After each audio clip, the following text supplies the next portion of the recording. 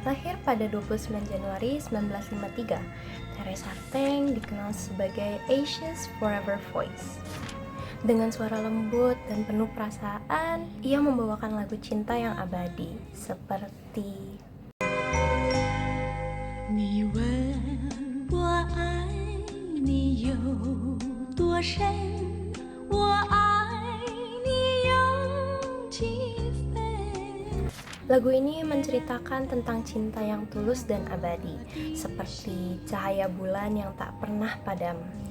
Nada sederhana, tapi menyentuh hati siapapun yang mendengarnya. Teresa Teng bukanlah sekedar penyanyi. Ia adalah jembatan budaya dengan kemampuan bernyanyinya dalam banyak bahasa. Lagunya diterima di seluruh Asia, termasuk Indonesia.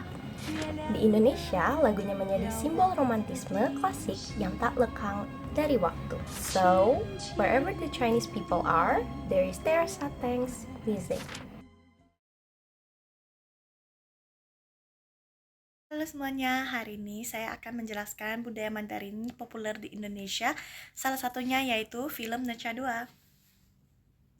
Pertama, yang langsung mencuri perhatiannya adalah kualitas animasinya.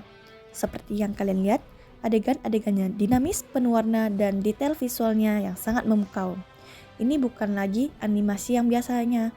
Film ini membuktikan bahwa studio animasi Tiongkok kini mampu menghasilkan karya yang setara, bahkan kerap disamakan dengan standar di Hollywood.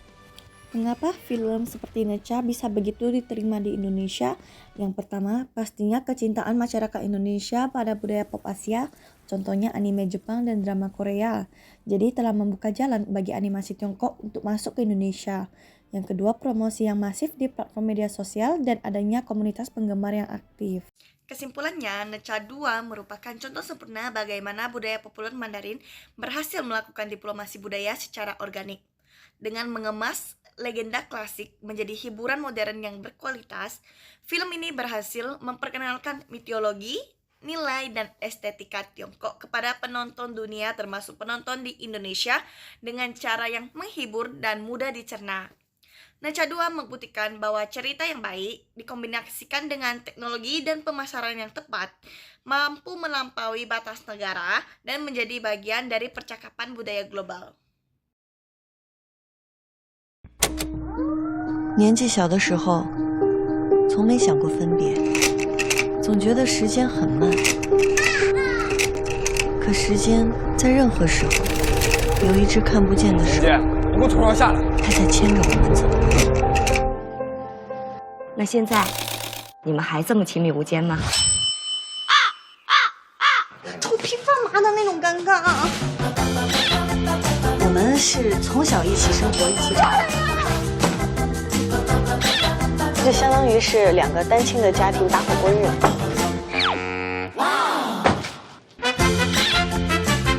在我们的心里，我们一直在一个户口本上。来，少爷，你帮我洗澡。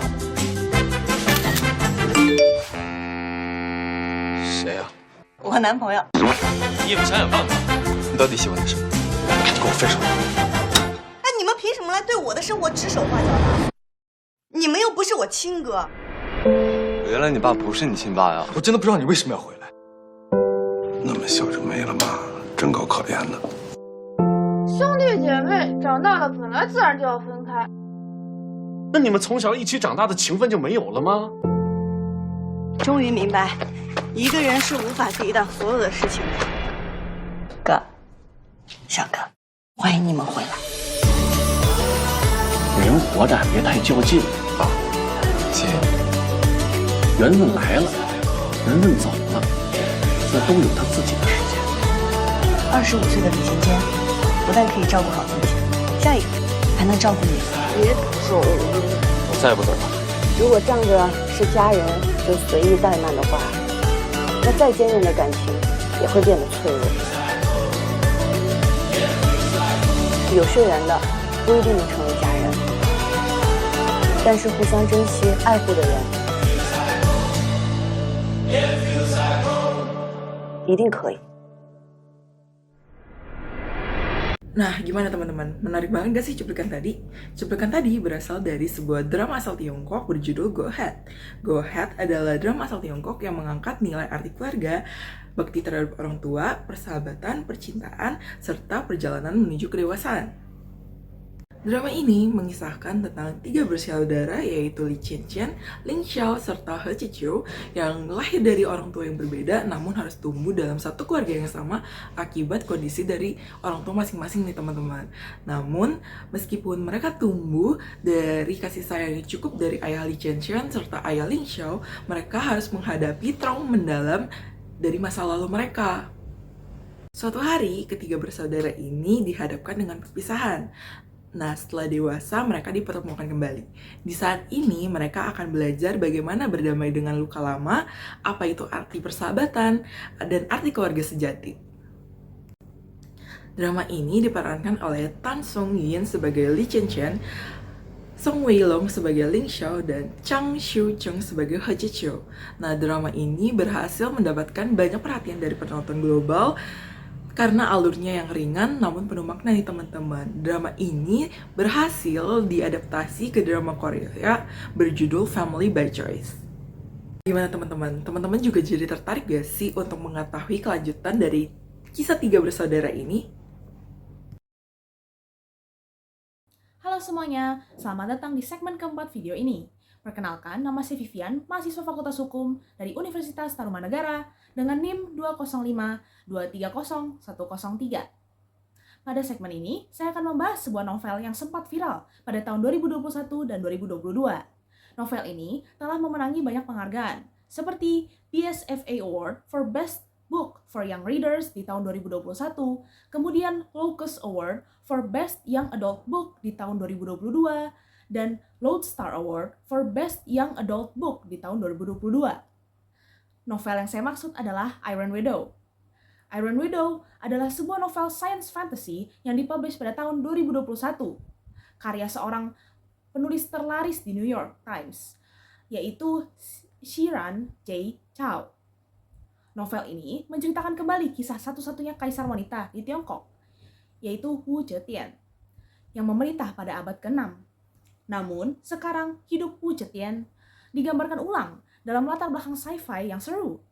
Karya ini kental dengan nuansa feminis serta penuh dengan amarah. Benturan tema tersebut berpadu dengan latar kisah yang epik dan penuh konflik.